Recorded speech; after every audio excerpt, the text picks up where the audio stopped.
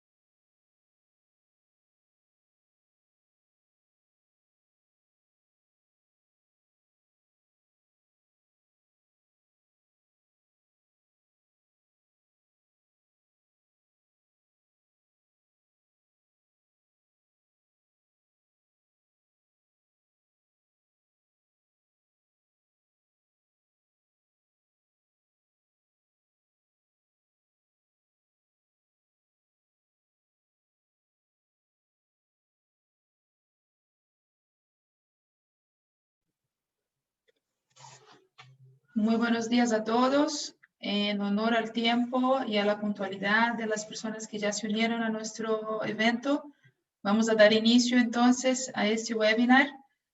Muchas gracias por su participación en este webinar internacional sobre materias corporativas y tributarias. Estamos muy contentos de participar en este webinar y agradecemos a ambos estudios, Chirwin de Chile y Andersen en Uruguay. El estudio Chirwin es colaborador de Andersen Global en Chile, especializado en Derecho Corporativo.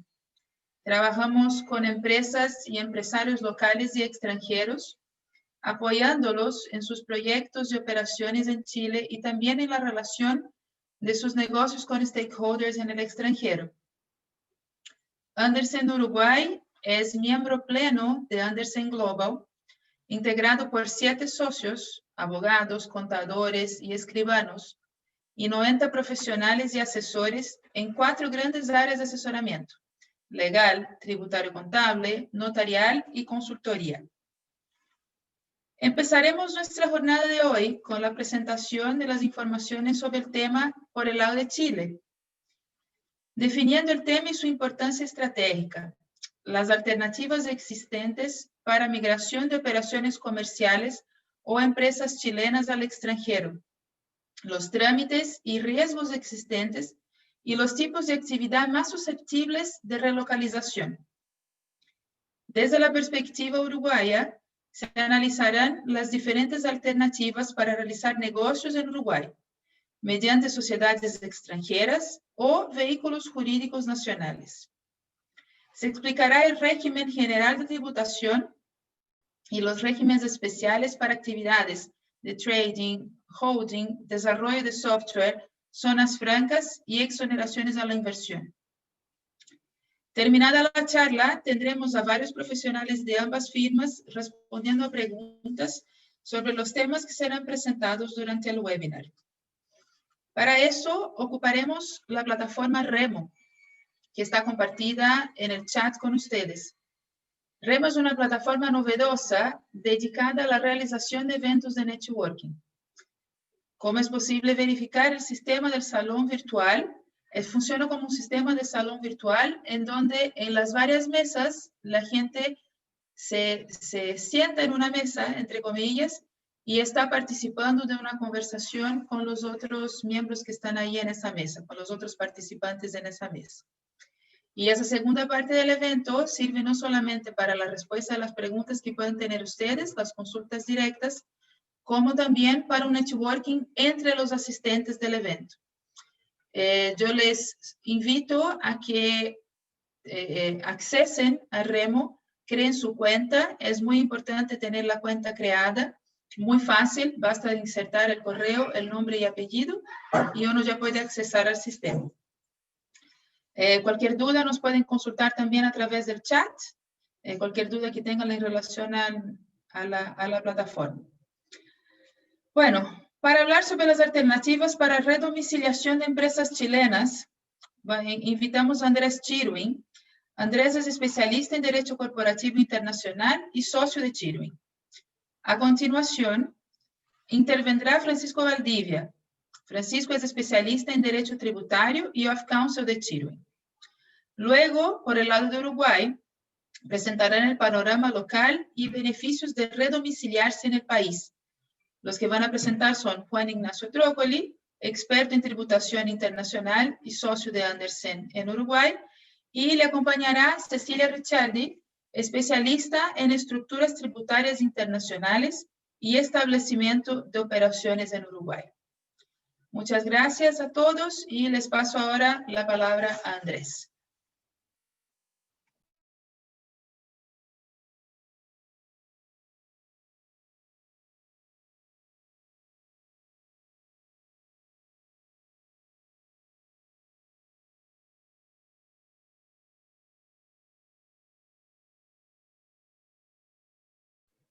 Andrés, está sin micrófono. Ya. No, gracias, Raquel. No, quería agradecer a Raquel, que es asociada internacional en nuestra oficina y directora de Business Development, por la presentación del webinar y de los partícipes. La redomiciliación de empresas chilenas en el extranjero es un tema bastante nuevo, podría decirse. En general, en Chile, no es un tema que se plantee en forma usual, porque Chile siempre ha sido un destino de inversiones y un destino de bastante seguridad jurídica. Ahora, el escenario que vive ahora el país nos obliga a replantearnos ciertas cosas y a revisar algunas alternativas y algunos temas que no nos habíamos planteado antes como país. En realidad es una suerte de parte 2 de un primer webinar que efectuamos hace algunas semanas sobre cambio de domicilio fiscal de personas naturales, día 26 de agosto de 2020. Y hubo algún interés por parte de los partícipes de analizar el tema en general, pero orientado a las empresas, ¿no? ¿Qué pasa? Ya vimos qué pasa si una persona quiere cambiarse de domicilio, qué pasa si una empresa quiere mudar su operación o redomiciliarse en otro país. Eso es un poco algo así lo que vamos a hacer. Lo vamos a ver en este webinar. Entonces, y mi parte va a ser centrada básicamente en algunos temas conceptuales y algunos temas corporativos generales, pero el webinar es más bien de tipo tributario, ¿no?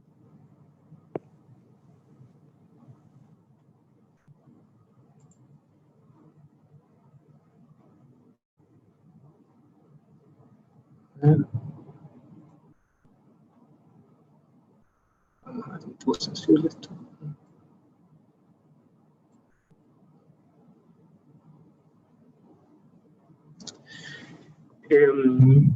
Con respecto al escenario, estos momentos son hechos públicos y notorios, la verdad, y uno puede tener opiniones políticas sobre lo mismo.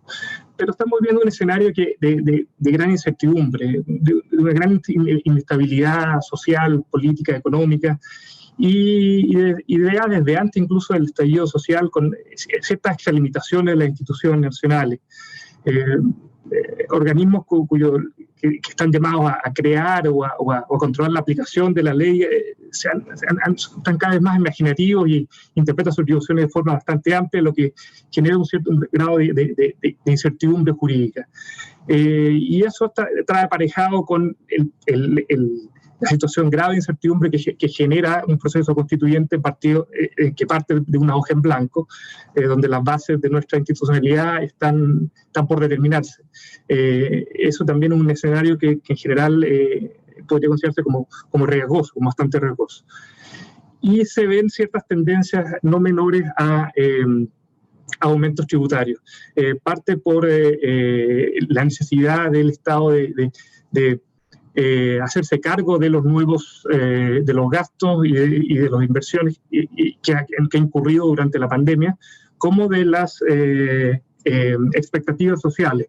Eso también hace que en el destino de mediano y largo plazo se vean muchos impuestos de todo tipo en el horizonte. Algunos ya se están discutiendo en el Parlamento y hay también esta situación en la cual tampoco habrá una certeza de cuál va a ser el escenario tributario y la estabilidad del mismo. Se ve que impuestos o leyes que salen con una sola vez, después terminan haciéndose permanentes y todo eso hace que uno se replantee el país como destino de inversión y emprendimiento y uno tienda a ver posibilidades y plantearse decisiones en un futuro mediano o largo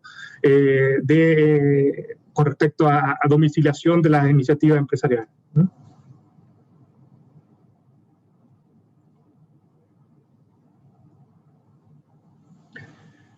Bueno, la domiciliación societaria transfronteriza, parece trabalengua, Cross-Border Recorporation, es una operación desde el punto de vista conceptual cuando una empresa voluntariamente decide cambiar de domicilio social sin que involucre la liquidación o una operación internacional de fusiones o adquisiciones. Una empresa domiciliada y constituida legalmente bajo cierta normativa, en un cierto país, bajo cierta normativa, decide mudarse, decide abandonar la regulación jurídica y la sede donde tiene sus operaciones, donde toma decisiones, y trasladarse a otro país, ¿no? Y como consecuencia, y el fundamento de esto es el derecho de desarrollar libremente actividades económicas y el derecho que tienen las personas de escoger en qué país hacen negocio, en qué país invierten y de buscar las mejores condiciones desde el punto de vista de seguridad jurídica y tributarias y laborales y las otras que sean relevantes para desarrollar sus iniciativas, ¿no?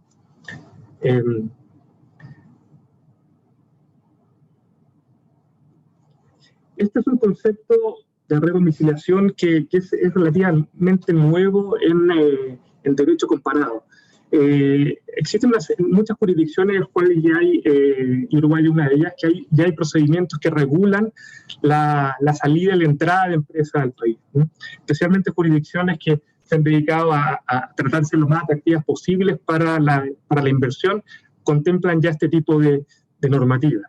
En el caso chileno, no tenemos una normativa, es casi como si el extranjero no existiera desde cierto punto de vista. No hay una normativa que permita o que regule la salida de empresas de la redomiciliación o la salida de empresas del país en este tipo de formato, por lo cual puede ser un vacío de esto. En general, se dice que para que se pueda haber una redomiciliación se requiere que ambos países reconozcan esta posibilidad como una alternativa legal, y en tal sentido parece un poco difícil en principio proceder a una redomiciliación propiamente tal desde Chile hacia el extranjero. Al final las consecuencias van a depender de las autoridades interpretativas, del criterio interpretativo de las autoridades. ¿Qué va a opinar el registro de comercio cuando se presentan ante él los actos propios de la redomiciliación? ¿Cómo va a haber el servicio de impuestos internos cuando se enfrente a los actos tributarios relacionados con esto? Y en ese sentido hay un grado no menor de incertidumbre por el hecho de que no existe una regulación propiamente tal. Y la redomiciliación también puede afectar a diversos grupos de interés, o stakeholders, por ejemplo. ¿Qué pasa cuando uno cambia de redomicilio en sociedad y las normas corporativas que pasarían a regir esta sociedad redomiciliada tienen una defensa de los intereses de los accionistas minoritarios más débil que el país original?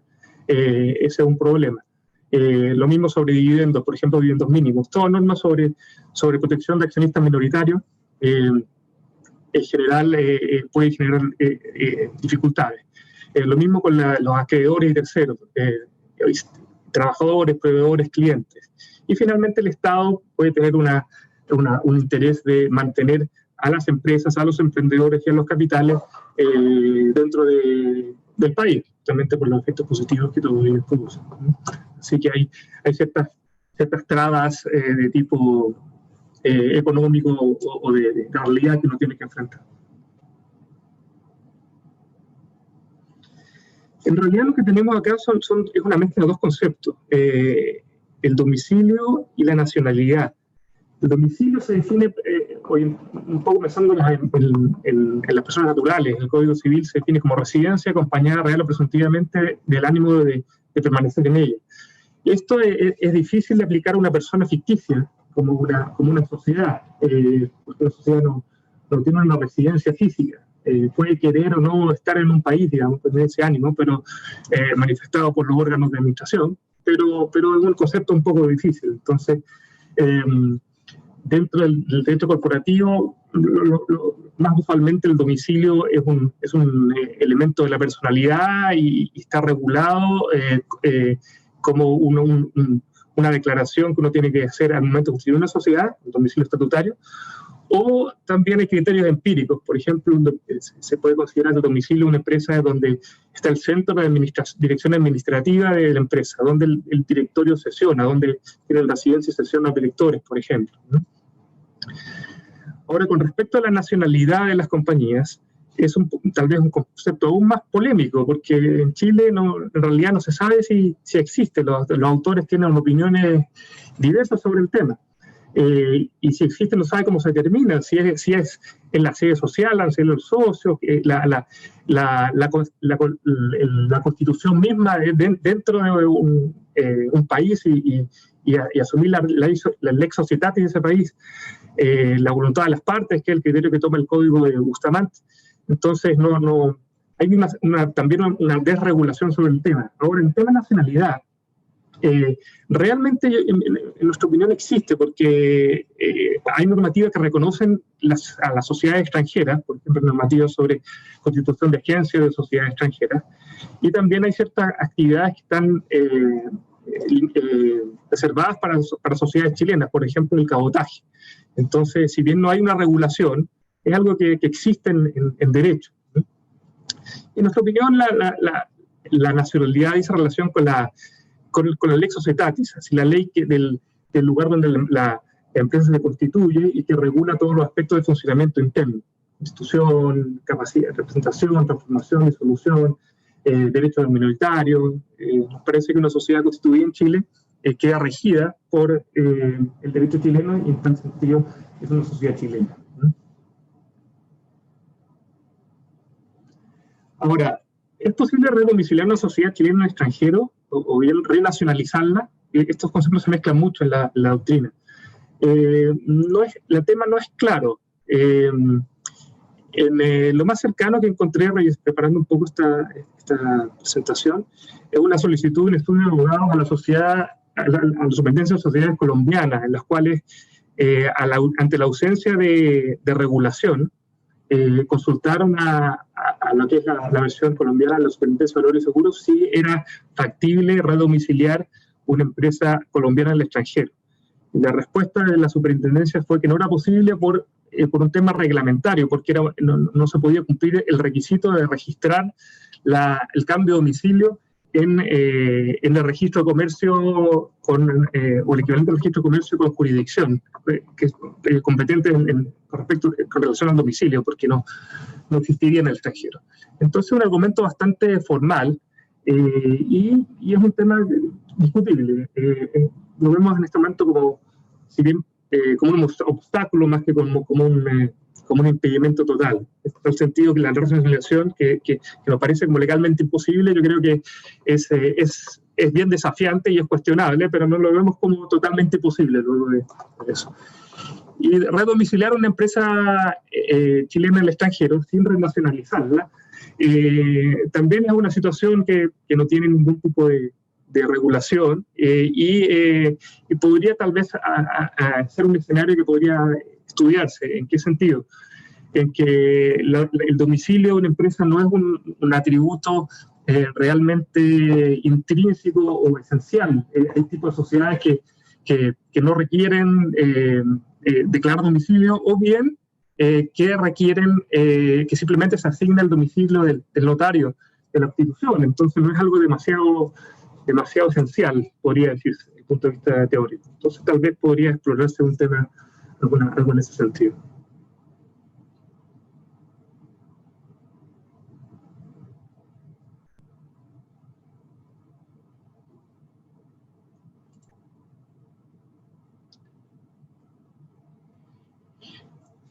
Y finalmente, ante las dificultades que uno puede encontrar en la redomiciliación o renacionalización propiamente tal de una empresa chilena, existen otro tipo de formas en las cuales la empresa como unidad económica puede salir de Chile.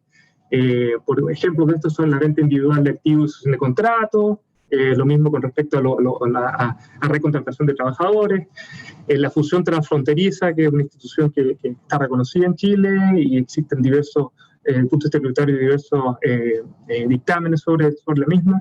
Por ejemplo, creando una nueva empresa en el extranjero que absorbe la empresa chilena, la cual desaparece. O bien, incluso puede haber un escenario en el cual la empresa chilena pudiera transformarse o seguir como una agencia, una sociedad extranjera, algo también podría revisarse. Y la última es la venta de establecimiento de comercio, una venta de la universalidad jurídica de todos los elementos que componen un establecimiento de comercio. También es algo que puede explorarse. Así que es un poco una visión general de temas corporativos. Y le paso la palabra a Francisco Valdivia, que va a hablar de algunos temas tributarios relacionados con Chile y esta materia. Muchas gracias, Andrés. Bien, les doy la cordial bienvenida a este acápite del webinar respecto a temas tributarios. Raquel, si me pudieras dar control de la presentación para comenzar. Ya te conferí ahí el control, lo tienes que aceptar solamente.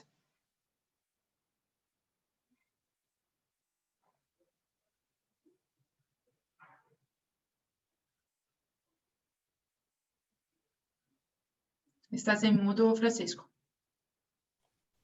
Ahí sí. Muchas gracias, Raquel. Me corresponde revisar brevemente y de forma ejecutiva algunos aspectos importantes respecto a la situación tributaria general chilena en lo que respecta a elementos propios de nuestro webinar. Veamos. Respecto a domicilio y residencia en Chile, lo que sabemos respecto a las personas naturales es que nuestra legislación reconoce, ¿no es cierto?, la presencia física o, lo contrario, la ausencia como elemento de la residencia de las personas naturales, y en ese aspecto nos remitimos a lo que conocemos y a lo que hemos revisado en los webinars anteriores. Nos enfocaremos, por ende, el tema de las empresas. De acuerdo a lo que ha dicho ya Andrés, en Chile existe una limitación de carácter corporativo y societaria, de carácter legal, que es de lo cual se hace eco la ley de la renta esencialmente, por el cual se entienden domiciliadas en Chile las empresas constituidas en el país, y mientras esa situación se mantenga, están sujetas a la jurisdicción tributaria de nuestro país, y no es posible redomiciliar legalmente sino por la vía de otro tipo de procedimientos.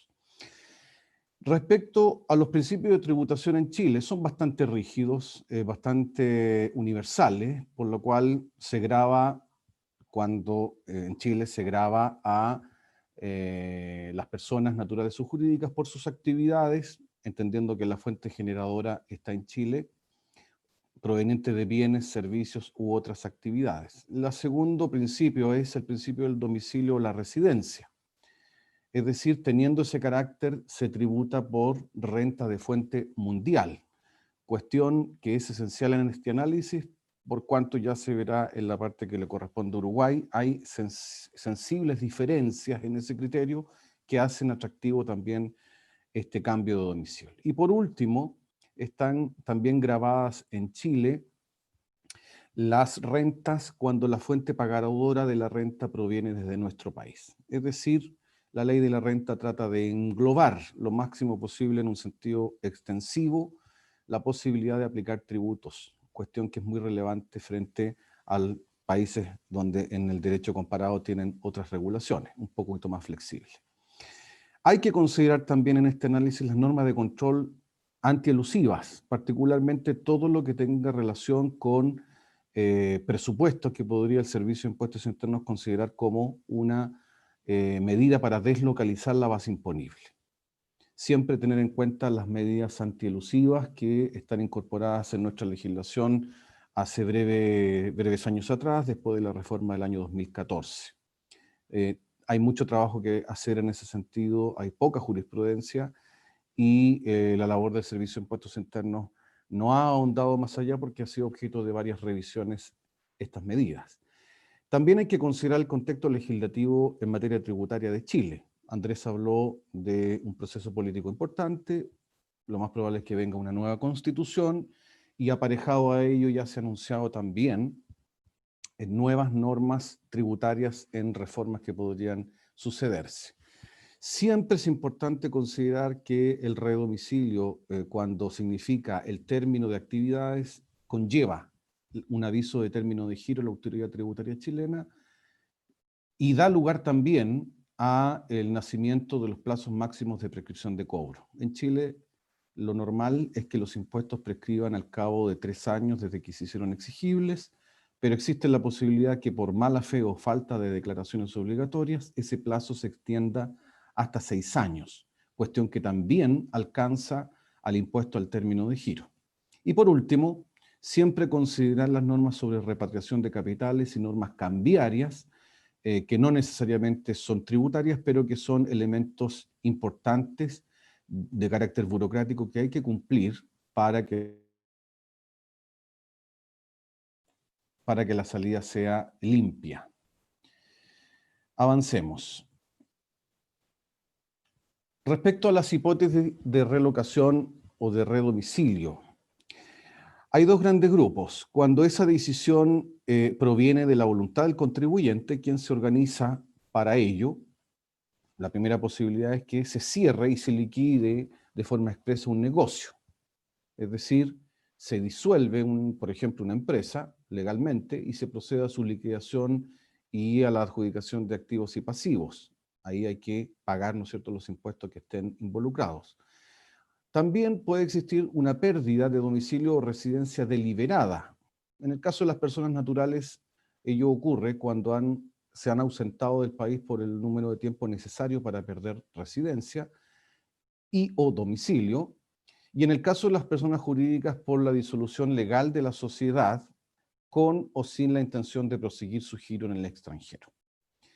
Y otro grupo de relocación es cuando, con motivo de una reestructuración internacional que tiene efectos en Chile, estos efectos son reconocidos por la legislación interna y significa la pérdida de la personalidad jurídica de una sociedad con domicilio en Chile que hasta ese momento tributaba en nuestro país.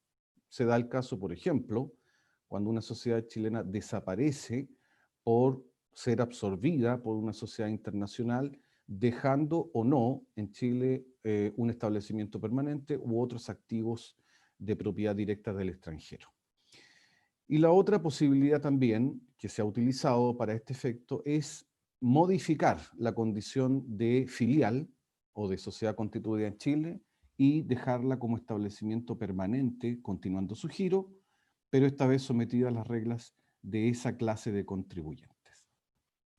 Respecto a los trámites a realizar en cualquiera de estas situaciones, Cuando es una decisión directa del contribuyente, evidentemente habrá que disolver legalmente y liquidar de acuerdo a las normas corporativas y del derecho comercial, pero ello tiene efectos tributarios. Uno de ellos es declarar y pagar los impuestos asociados al término de giro, que en términos generales corresponde a hacer tributar a las utilidades tributarias que estén acumuladas a la fecha de la disolución, para efectos de que ese capital, si queda, sea devuelto exento de impuestos, pero separándolo claramente de lo que son utilidades tributarias o financieras que están pendientes de tributación.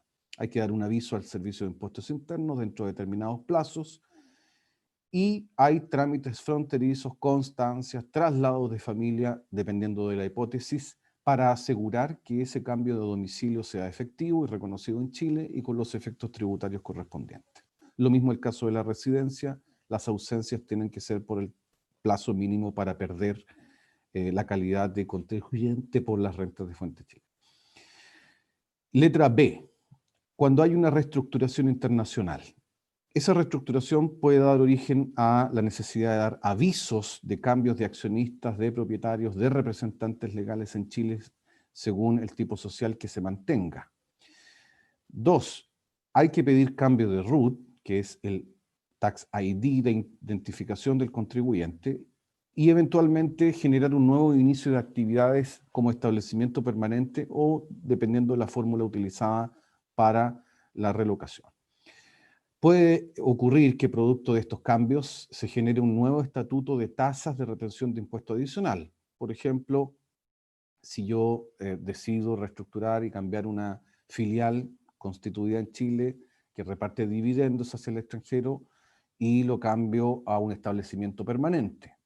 Obviamente, si la ley interna y los convenios consideran tasas diferenciadas, habrá que considerarlo en el análisis previo. Y también podría ocurrir que este nuevo contribuyente o el continuador legal o quien sea el propietario de los activos y pasivos que subyacen tenga que presentar nuevas declaraciones juradas, información adicional por precios de transferencia que previo al cambio quizás no era necesario acompañar. Dentro de la gama de servicios o bienes que se transan o que se venden y que son explotados por empresas, nosotros hemos visto que en la poca experiencia que hay en Chile respecto a esta materia y dada la flexibilidad que tienen las empresas de servicio y financieras, las empresas con giro inversiones, las family office, algunas holding han decidido ya la relocación por la vía de un cambio directo o por la vía de una reestructuración internacional más bien. Algunas de esas razones, por ejemplo, no pueden utilizar muchas de ellas regímenes preferenciales en Chile, como el régimen que hoy día existe pro pyme o pro pequeñas y medianas empresas que tienen tasas de tributación menor y facilidades administrativas para el control tributario. La desintegración entre el impuesto corporativo y los impuestos finales también eventualmente les afecta, ya que hay una pérdida del tax credit por el impuesto corporativo de primera categoría respecto a los impuestos finales que afectan a los dueños. En Chile también, por lo que habló Andrés y el escenario que atravesamos, se avisora alzas de tasas y también la profundización de medios de revisión o de fiscalización. También un factor a considerar para estos cambios que ha sido atractivo es simplemente que hay países más atractivos en cuanto a cargas tributarias o en cuanto a escenarios de fiscalización. Y a todo ello se suma el contexto político nacional donde hay mucha incertidumbre respecto a la nueva constitución que prontamente en Chile va a ser redactada y a partir de ella es posible anunciar también quizás reformas tributarias más profundas que agregan un elemento de incertidumbre.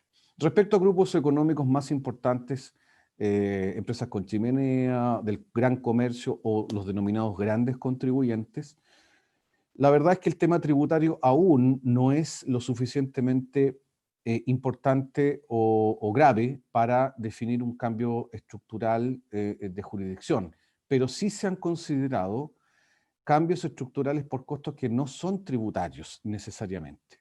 Y los análisis han ido por la vía de ligar el cambio tributario o de estatus tributario a otro tipo de decisiones más relevantes para este cambio, que son de índole corporativa, medioambiental, laboral o derechamente económica, ya que otros países han demostrado tener mejores tasas de crecimiento que lo que tuvo Chile en los últimos 20 años. Y también muchos de ellos por razones de carácter conceptual, ética o incluso de pensamiento, han decidido cambiar desde Chile producto de que se está en medio de un proceso de reforma constitucional o de cambio constitucional bastante sensible. Cada vez que se haga una redomiciliación hay que tener mucho cuidado en el aspecto tributario con elementos que deben ser evaluados. Por ejemplo, el uso de pérdidas acumuladas en la sociedad que pretende cambiar de jurisdicción.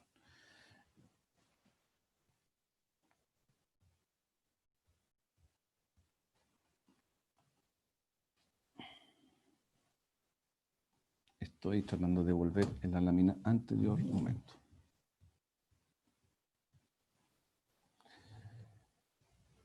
Repito, dentro de los aspectos tributarios específicos a considerar el uso de pérdidas acumuladas y también los remanentes de IVA crédito fiscal que pudieran tener a su favor esta clase de contribuyentes.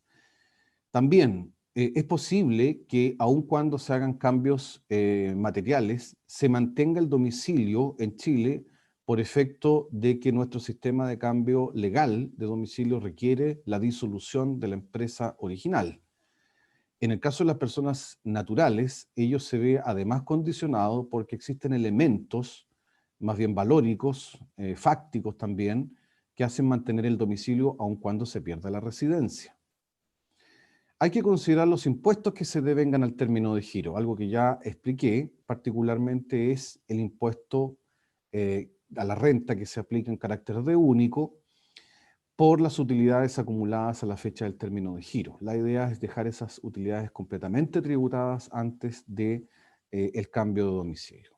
Los costos legales y administrativos de toda relocación, evidentemente, y la readecuación, muy importante, de los contratos vigentes y que se continúen para la reducción de los gastos tributarios, cambios de las personas, quizás de los objetos, de las menciones, porque evidentemente será en otra jurisdicción tributaria donde deberán ser oponibles y acreditados. Y respecto a recomendaciones más bien prácticas, respecto a las personas naturales o físicas, siempre hay que documentar la ausencia temporal, es decir, tener los controles de Interpol, tener los detalles de las entradas y salidas, principalmente para verificar el número de días de permanencia o ausencia. ¿Qué pasa con la familia? ¿Vamos a dejar la familia en Chile o vamos a decidir cambiar de vida completamente? Eso es importante para el estatus de domicilio de las personas naturales. Respecto a la enajenación de bienes, algo similar. No basta incluso con la ausencia temporal o irse con la familia, sino que también hay que enajenar aquella clase de bienes que, de acuerdo a la normativa nacional, hacen mantener domicilio. Me refiero particularmente a los derechos sociales en sociedades de personas. Y si dejo poderes de representación, estos tienen que ser limitados, porque por efecto de definiciones de la ley de la renta o del Código Tributario chileno sobre lo que es o no un establecimiento permanente, podría ser que un poder redactado en términos muy amplios haga mantener un establecimiento permanente en Chile en circunstancias que no era lo deseado. En el caso de las personas jurídicas, la documentación es lo más relevante. Hay que mantener la documentación de la vida tributaria que se llevó en Chile antes de la relocación, particularmente la situación del término de giro, los certificados de pago, y hoy también se puede pedir a la autoridad tributaria chilena certificados en ese aspecto. Hay trámites espejo. ¿A qué se refiere esto? Cada vez, por ejemplo, que se haga una fusión internacional que genera efectos en Chile, o compraventas de acciones, o cualquier otra clase de contratos que regula la legislación nacional, también habrá que adecuar el contrato internacional a las formalidades o regularidades en Chile mediante un trámite espejo para que sean reconocidas acá y no haya ninguna dificultad. Actualizar la información si es que hay cambio de representantes, cambio de giro, cambio de propietarios, pedir las certificaciones correspondientes sobre utilización de residencias tributarias para efectos de convenio.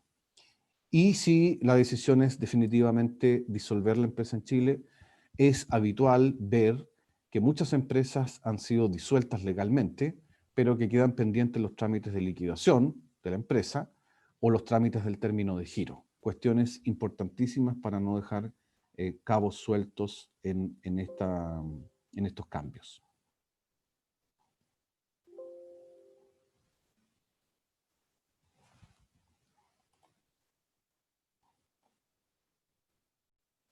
Por último, revisando algunas situaciones prácticas en Chile y enfocándonos particularmente en las personas jurídicas, podríamos decir que en Chile no es posible para una sociedad constituida en el país el simplemente perder domicilio sin necesariamente tramitar la disolución legal. Aquí hay un cambio registral que hay que hacer, cambio que se nutre esencialmente de las reformas a los estatutos o las ritualidades que correspondan para poder materializar esa disolución y perder domicilio. Respecto a reestructuraciones internacionales, son ampliamente reconocidas en nuestra legislación. Incluso hay normas que impiden al Servicio de Impuestos Internos la tasación de ciertos valores en transacciones internacionales cuando, entre otros requisitos, se acredite una legítima razón de negocios. Lo importante, como hemos dicho, es que esos trámites tengan en Chile un trámite espejo, ya que los efectos legales deben asimilarse a la ley chilena. Considerar siempre que cualquiera de estos cambios podría significar un tratamiento diferenciado respecto a convenios y sobre todo cuando en esa reestructuración participa ya sea como destino de estas inversiones o como interviniente algún contribuyente domiciliado en un paraíso fiscal. Veamos algunos ejemplos que se han visto en materia tributaria para obtener esta relocación no legal, pero sí indirecta para efectivamente optimizar la carga tributaria. Por ejemplo, una sociedad es disuelta y liquidada y sus activos adjudicados a sociedades extranjeras. En ese caso, se pierde el domicilio de forma directa y en la forma más limpia, pero evidentemente más traumática porque significa la muerte civil de ese contribuyente en Chile con la problemática que eso puede tener. Una segunda hipótesis es cuando una sociedad chilena es absorbida por una matriz extranjera, con o sin el mantenimiento en Chile de un establecimiento permanente. Eso va a depender de las decisiones que se hayan adoptado en ese cambio. También la disolución de una sociedad matriz extranjera. Muere civilmente la matriz extranjera y por ende esa consecuencia se ve también reflejada en la sociedad nacional. Evidentemente ello va a significar que en Chile se hagan algunos trámites que no están muy regulados por la legislación nacional, pero que atendidos los principios generales sí tienen que ser agotados. Y por último, el cambio de una filial a un establecimiento permanente. Hay muchas razones para ello, principalmente la centralización de las decisiones y la creación de empresas holding en países con tributación preferente.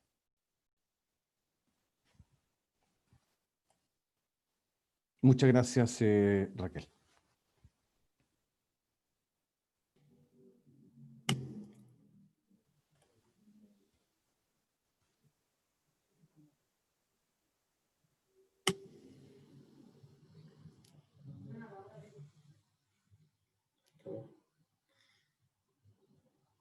Buen día.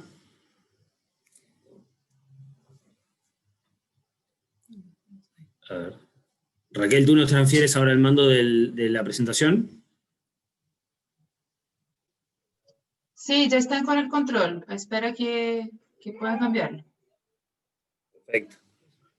Bueno, acá desde Uruguay les damos también la bienvenida y agradecemos a todos por participar en este webinar y agradecemos a nuestros socios chilenos por darnos esta oportunidad de presentarnos a ustedes. Nosotros desde la perspectiva de Uruguay vamos a abordar, bueno, cómo una empresa extranjera o cómo un grupo extranjero viene a instalarse acá a Uruguay y cuáles son las actividades o cuáles son los atractivos que el régimen tributario uruguayo le da a grupos extranjeros para venir a instalarse en nuestro país. Básicamente, y mientras Raquel nos va transfiriendo el control de la presentación, las opciones que tiene un grupo extranjero para instalarse en el Uruguay van desde, en primer lugar, realizar una redomiciliación de la empresa extranjera hacia Uruguay. Ahí, Raquel, ¿pudiste hacernos el cambio? Sí, Juan Ignacio, ya está autorizado. Ya está compartido.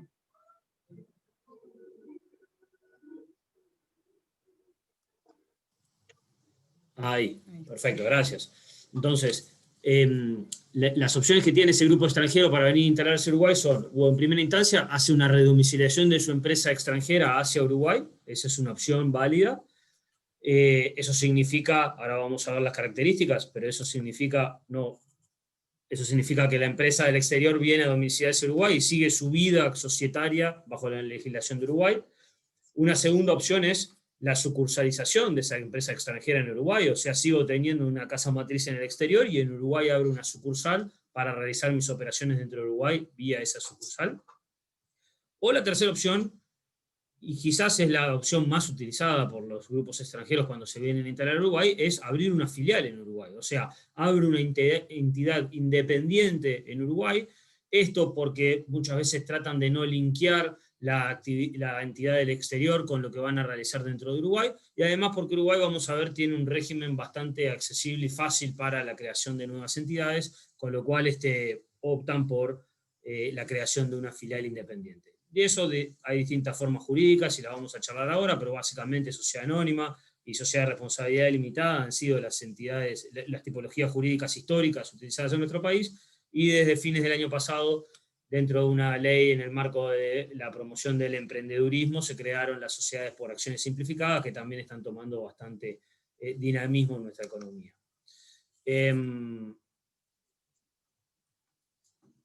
A ver si podemos avanzar el slide.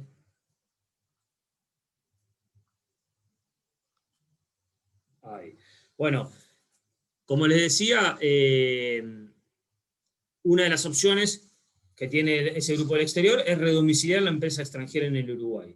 El proceso de redomiciliación es un proceso que lleva aproximadamente 4 meses. Se requiere de cierta información que la empresa va a traer desde el exterior, básicamente un certificado de vigencia, que es lo que va a probar que esa empresa en el exterior existe, y la resolución del organismo competente en el exterior, de la empresa en el exterior, adoptando la resolución de mudarse a Uruguay, de modificar su normativa societaria a la Ley de Sociedades Comerciales de Uruguay y adoptar un nuevo estatuto de acuerdo a la normativa en Uruguay. Esa resolución, que podrá ser, generalmente es una resolución de los accionistas, en algunas jurisdicciones puede ser una resolución del directorio, tiene que ser apostillada para que tenga validez en nuestro país.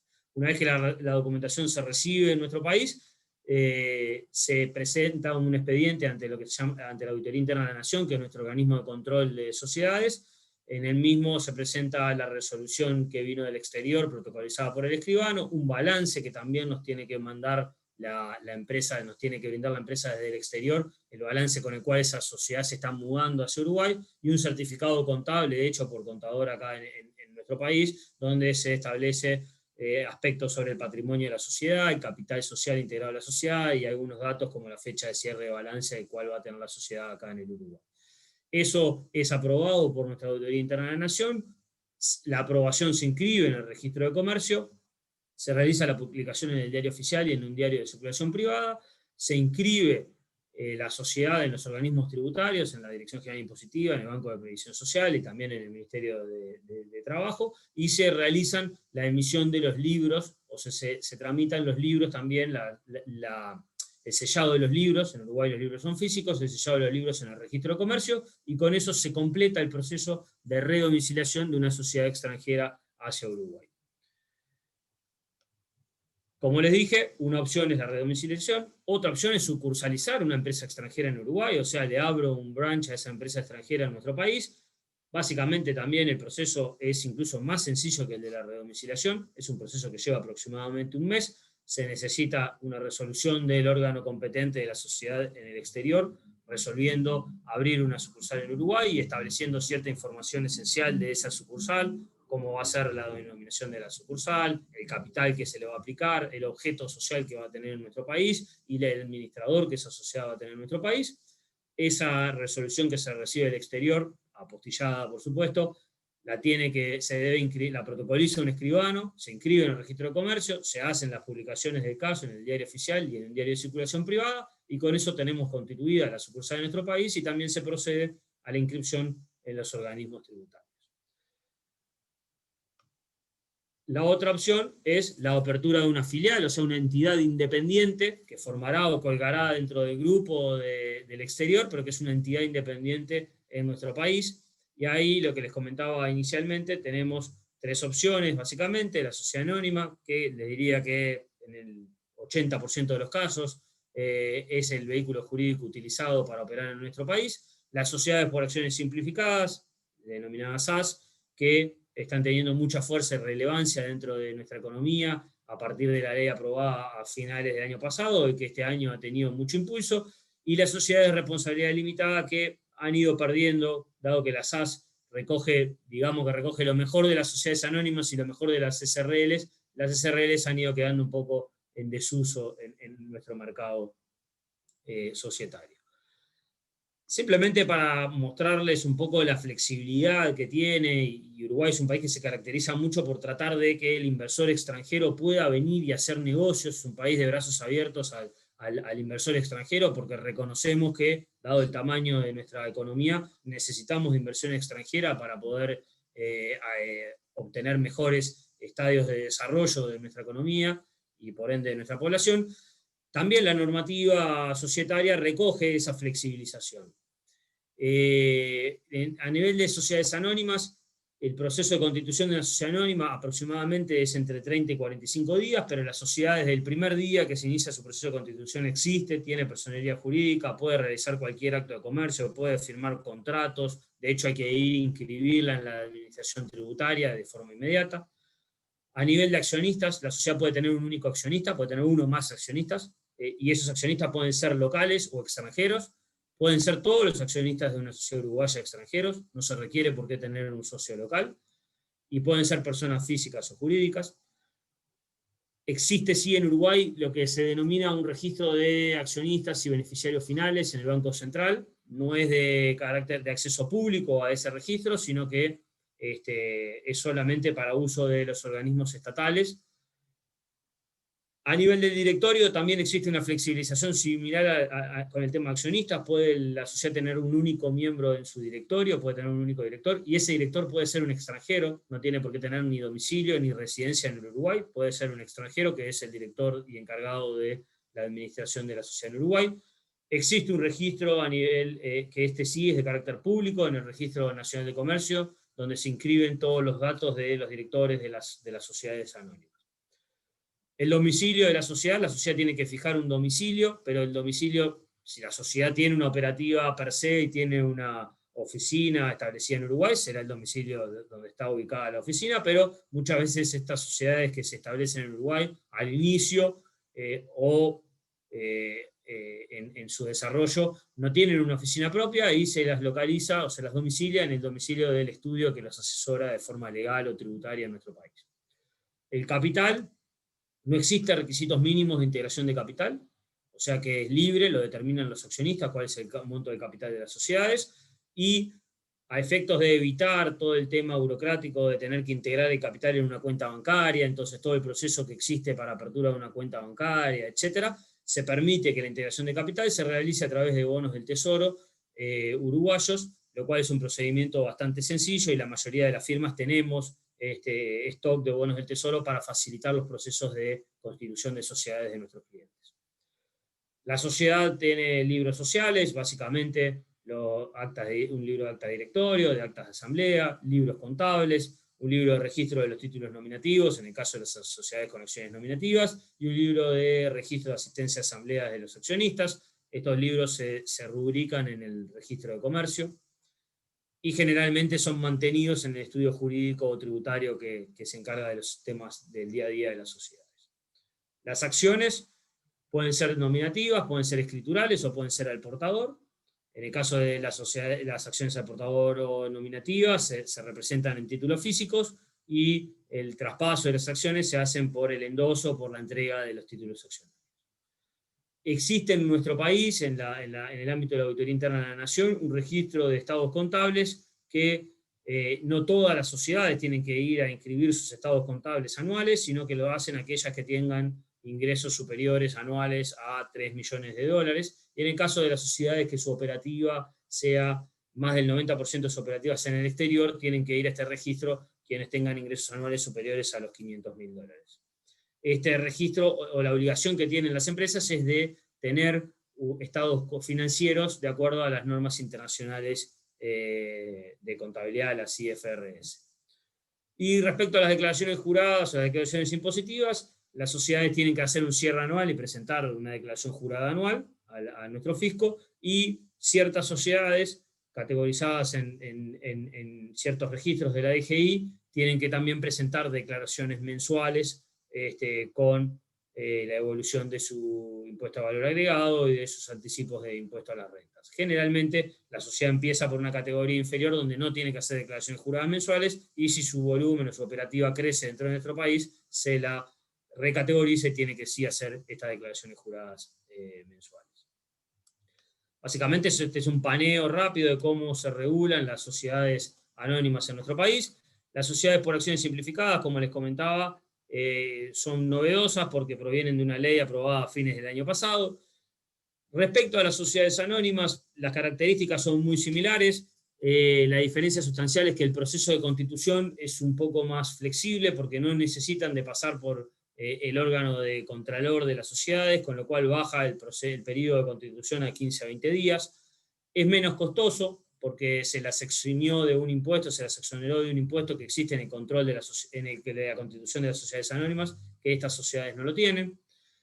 También los requisitos respecto a los libros sociales son menores, las exigencias a las sociedades anónimas, y tienen una ventaja, una potencial ventaja a nivel tributario en aquellas sociedades que tengan una operativa dentro de Uruguay, porque pueden optar por tributar un régimen de tributación ficto a la renta que no pueden optar por tributar las sociedades anónimas.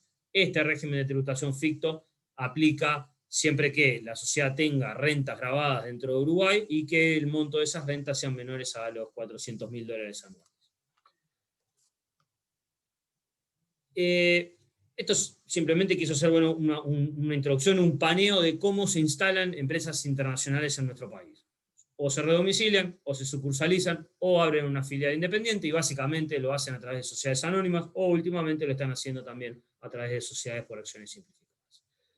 ¿Por qué las empresas internacionales están viendo a Uruguay como un país o un mercado interesante para establecer operaciones? Bueno, creo que hay varios motivos. Creo que Uruguay a lo largo de los últimos 30, 40 años ha demostrado ser un país con una estabilidad política y económica muy fuerte. Han gobernado en nuestro país desde el retorno a la democracia en el año 84 los 3 partidos políticos que tienen posibilidades reales de ser gobierno en nuestro país, y todos ellos han marcado, por supuesto, su impronta en políticas sociales, pero a nivel de políticas macro, todos ellos han fortalecido y han respetado ciertos lineamientos generales que han llevado a Uruguay a posicionarse a nivel internacional. El respeto a las leyes, la estabilidad de las leyes y el respeto de ciertos regímenes muy fuertes en nuestro país que han atraído mucha inversión extranjera. El régimen de zonas francas, que más adelante mi socia les va a comentar al respecto. Por ejemplo, en el área de forestación, una ley de promoción de forestación votada en el año 87, que como consecuencia de ello ha traído que en los últimos 10 años se han instalado 3 fábricas de pasta de celulosa en nuestro país, y probablemente se está gestando hasta una 4ª instalación en nuestro país. Bueno, todo eso no es casualidad, es la conducta que ha tenido nuestro país y las políticas macro que se han ido respetando gobierno tras gobierno. Básicamente ahí en el slide pueden tener algunas características generales de nuestro sistema jurídico. Hay un trato igualitario al inversor extranjero local. Esto proviene de una ley del año 98, de enero del 98, que dice en su artículo primero que no pueden haber normas discriminatorias a los inversores extranjeros respecto a los inversores locales. O sea, hay que tratarlos de la misma forma. La norma tiene que tratarlo de la misma forma. No se limita a la propiedad de activos, no hay limitación a la propiedad de activos según uno sea extranjero o local. No hay restricciones a la entrada y salida de empresas de nuestro país y a la radicación de empresas extranjeras en nuestro país. Por ejemplo, a nivel de las tierras, se dice que en nuestro país en torno a un 40% de la tierra es propiedad de capitales extranjeros.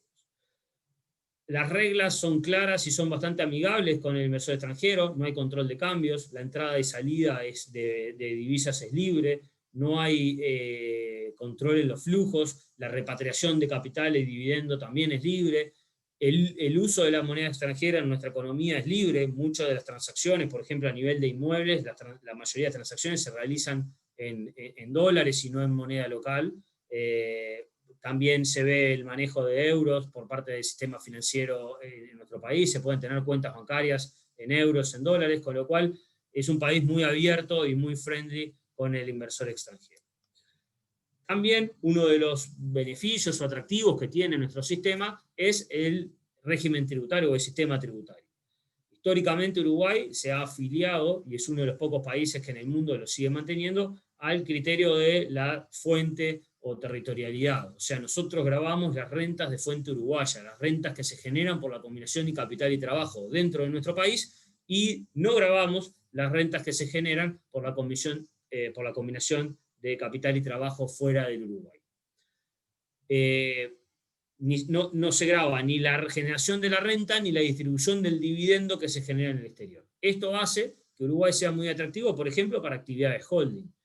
Hay grupos que vienen e instalan sus holdings en Uruguay porque la renta que van a estar recibiendo o las actividades que van a estar realizando son fuera del país y por ende esas rentas van a estar exentas de impuestos y va a estar exento también la distribución del dividendo.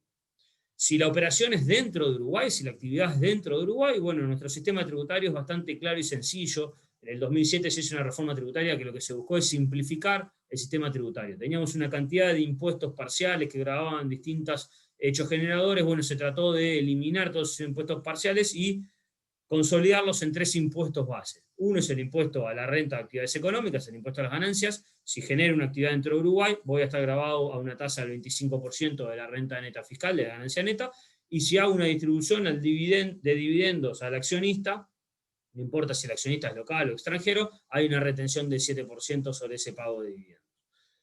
Hay un impuesto a valor agregado sobre la circulación de bienes y servicios dentro de nuestro país, o de importación de bienes de nuestro país, la tasa es 22%, y hay un impuesto al patrimonio sobre patrimonio exclusivamente que tenga dentro de Uruguay, que a nivel empresarial es a una tasa del 1,5% anual, y a nivel de personas físicas las tasas son inferiores, es del 0,4 al 0,7%, e incluso la tasa año a año va bajando hasta llegar al 0,1% en el 2026. Ahora en este capítulo queremos un poco, bueno, después de dar un poco esta introducción teórica o normativa de nuestro país, es bueno, ir a casos prácticos o a regímenes prácticos que hacen que Uruguay o que utilizan las empresas internacionales para radicarse en el Uruguay. Básicamente vamos a hablar, bueno, de sociedades o grupos que han instalado sus holdings para Latinoamérica o sus holdings internacionales en nuestro país.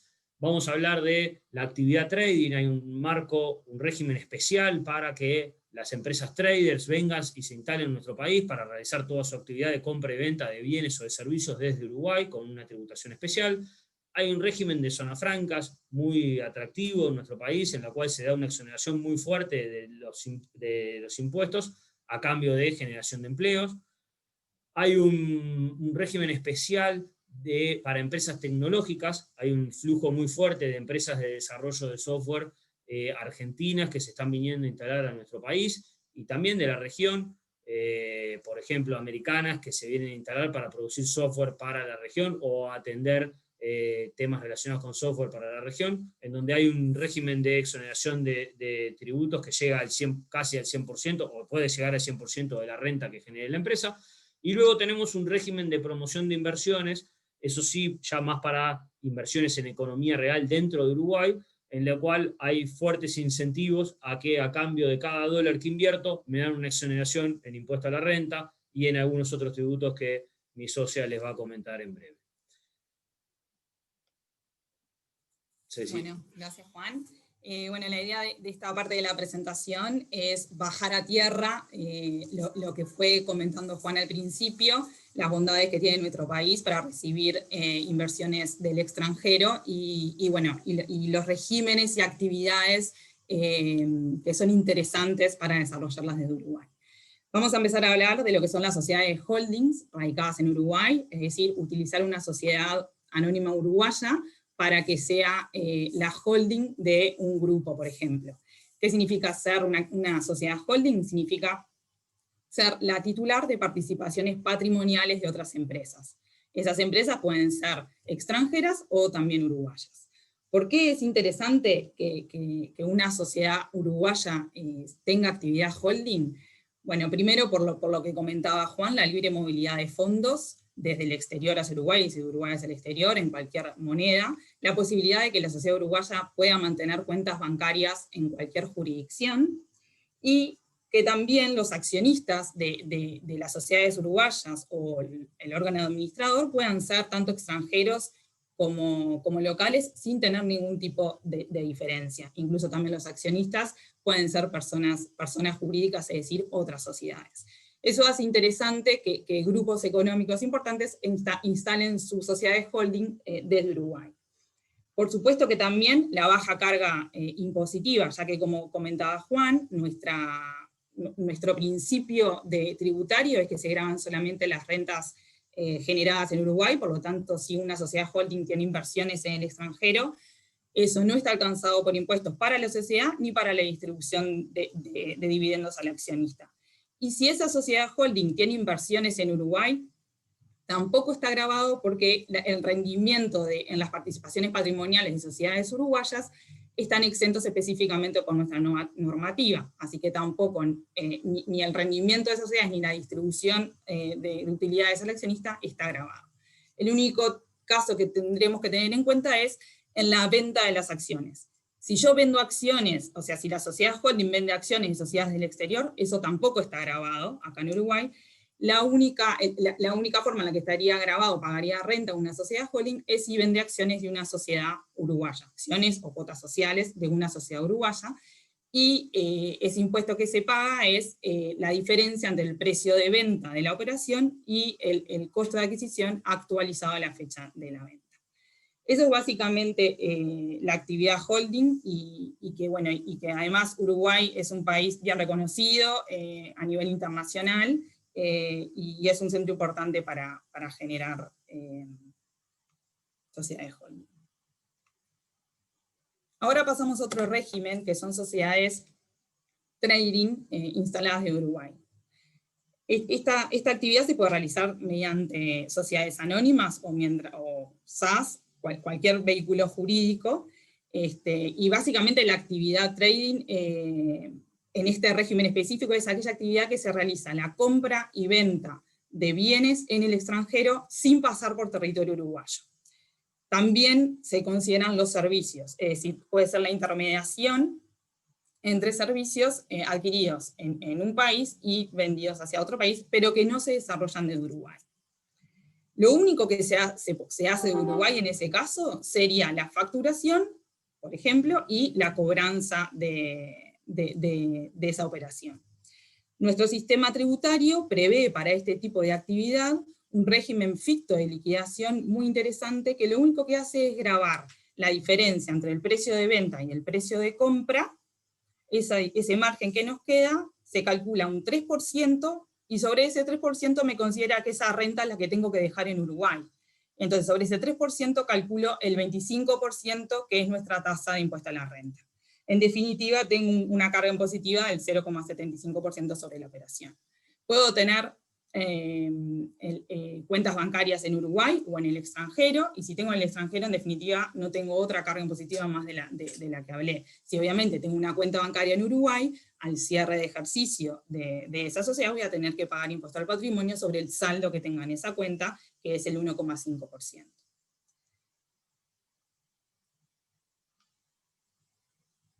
Bueno, después tenemos el régimen de zona franca, obviamente que es un régimen muy interesante para nuestro país y que ha sido muy fomentado y sigue siendo. Las zonas francas consisten en áreas geográficas específicamente delimitadas dentro de nuestro país, en donde se pueden desarrollar actividades totalmente exoneradas de cualquier impuesto en Uruguay. Lo importante de este régimen es que es una ley que existe y que da la seguridad tanto de los impuestos creados o a crearse en el futuro. Entonces nos da una seguridad jurídica en la exoneración de los impuestos muy fuerte y segura a futuro. El tipo de servicios que puedo realizar dentro de una zona franca son variados, puede ser desde la industria, el tipo de actividades que puedo realizar son variados, puede ser industria, servicios de todo tipo, financieros, trading, back office, tecnológicos, es muy amplio. Y eso es lo que hace que muchas empresas globales y regionales operen desde zonas francas uruguayas hacia clientes, hacia países del exterior. Vamos a hablar un poquito más de lo que es el régimen. Cuando la empresa está instalada en una zona franca, estará exonerada, como ya dije, de todo tributo uruguayo, únicamente va a pagar impuestos sobre los sueldos, que son las cargas sociales sobre los empleados uruguayos que la empresa contrate. La ley, como dije, garantiza la exoneración impositiva para tributos actuales y futuros. Bueno, acá un repaso de cuáles son los impuestos que están exonerados, serían tributos aduaneros, por supuesto que yo importo, traigo bienes hacia la zona franca uruguaya de otro país, no va a pagar ningún impuesto porque entra dentro de la exoneración establecida por la ley. El impuesto a la renta por la actividad que desarrolle tampoco va a estar grabado, la distribución de utilidades a los accionistas tampoco, y no voy a tener ni impuesto al patrimonio, ni IVA en la circulación de servicios, o sea, dentro de la zona franca. A modo informativo, el único requisito que se tiene que cumplir para poder estar instalado en zona franca y adquirir la calidad de usuario es que tengo que mantener una cuota de empleados nacionales, que tiene que ser del 75%, y el 25% pueden ser personal extranjero. Para la actividad específicamente de servicios, cualquier tipo de servicios, se puede flexibilizar ese porcentaje al 50%, y la realidad que en los hechos se genera la posibilidad de poder reducirlo. O sea que podemos decir perfectamente que en servicios ya la cuota es de 50% personal extranjero y personal nacional.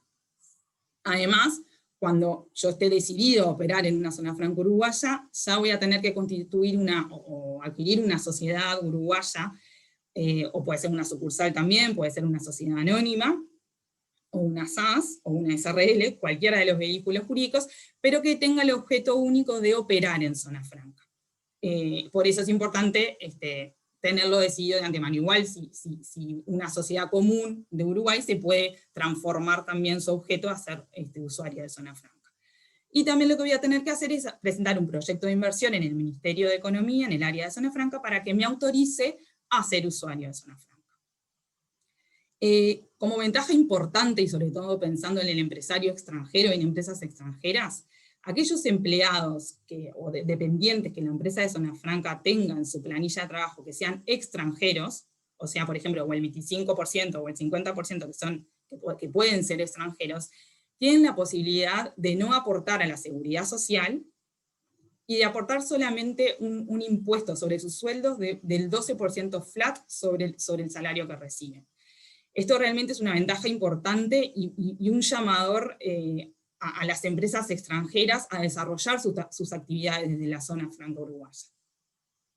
La realidad es que lo que se ve y lo usual es que se instalen en una zona franca uruguaya una empresa que presta servicios hacia el resto del mundo, y lo hace con, por supuesto, empleados uruguayos que va a tener que cumplir, y empleados extranjeros, y los extranjeros con este beneficio importante, y obviamente viviendo en Uruguay, y por el resto de sus impuestos pagará como residente uruguayo. Pero dentro de su actividad en zona franca va a tener la posibilidad de pagar solamente un 12% sobre su sueldo, y sobre cualquier bono que reciba, o cualquier otro beneficio relacionado a su actividad laboral. Otra actividad o sector que es un llamador también para instalarse acá en Uruguay, y lo estamos viendo mucho en estos últimos tiempos, son las empresas tecnológicas, es decir, el desarrollo de software y los servicios asociados, los servicios tecnológicos asociados a dicha actividad. Uruguay ya de hace muchos años tiene una normativa específica para dichos servicios, y actualmente también, hace poquitos años, fue modificada, y la realidad es muy interesante para dicho sector.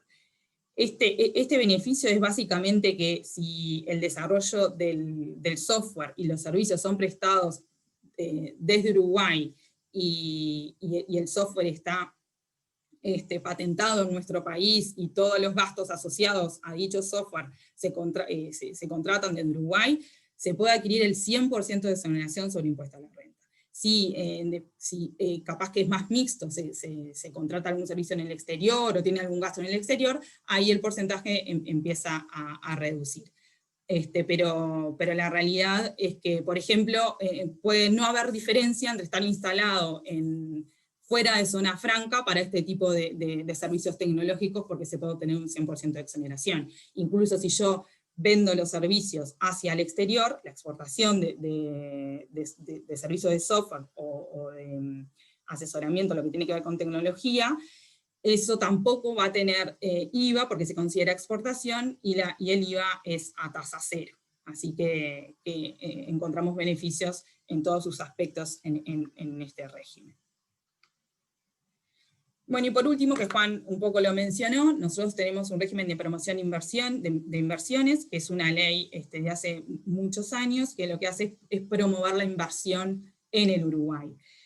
Esta ley no hace diferencia entre el inversionista extranjero y el inversionista nacional, es un principio de nuestra normativa, y bueno, lo que se requiere sí es realizar una inversión en alguna actividad específica, que puede ser en servicios, puede ser en industria, puede ser en el agro, y ahora también en la construcción.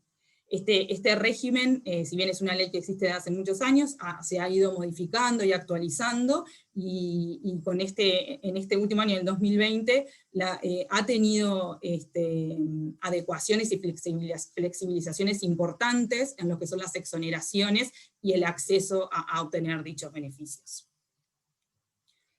Principalmente los beneficios, lo que hay que hacer es presentar un proyecto de inversión en el Ministerio de Economía, el cual, una vez que sea aprobado, se obtienen esos beneficios. ¿Cuáles son esos beneficios? Es un pago a cuenta o un crédito del impuesto a la renta empresarial, que puede ser hasta el 100% del monto de la inversión. Exoneraciones en impuesto a valor agregado, tanto de los bienes que importo o de las adquisiciones locales, exoneración del impuesto al patrimonio sobre un periodo, y también exoneraciones en aranceles aduaneros a la hora de la importación. Y bueno, comentar que sobre este régimen, este año lo que tiene que ver la construcción, el desarrollo de real estate ha sido sumamente beneficioso y ha flexibilizado la inversión, es decir, ha permitido que por inversiones de 2 millones de dólares se adquieran beneficios importantes. Esto fue los últimos decretos del mes pasado. Y bueno, y con esto terminamos el webinar, y les agradecemos por su participación, y ahora Raquel, te doy el pase para que nos hagas las preguntas que hayan surgido en tal caso. Sí, muchas gracias a todos. Nosotros ahora pasamos a la etapa de las preguntas. Ahí ustedes tienen los datos de contacto, tanto de Andersen en Uruguay, como de Chirwin en Chile. Y la idea, les invitamos a todos a que la sesión de preguntas la hagamos a través de la plataforma Remo. Remo, que es la plataforma en la cual ustedes tienen los datos ahí en el chat. Entonces les invitamos a todos que ahora pasen a la plataforma para que tengamos la sesión de preguntas y respuestas, porque ahí ustedes pueden conversar directamente con los panelistas, exponer situaciones y generar una instancia muy cercana de networking esa instancia que nosotros siempre tuvimos en los eventos presenciales, cuando se terminaba una charla, ese es el momento para que se genere esa instancia. De todas formas, agradecer a los panelistas, Andrés, Francisco, Juan Ignacio, Cecilia, muchísimas gracias.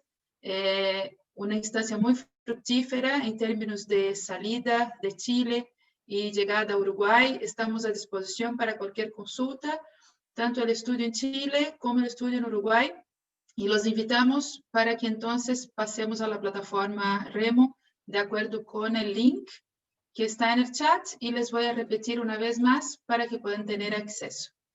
Muchísimas gracias y tengan todos un excelente día.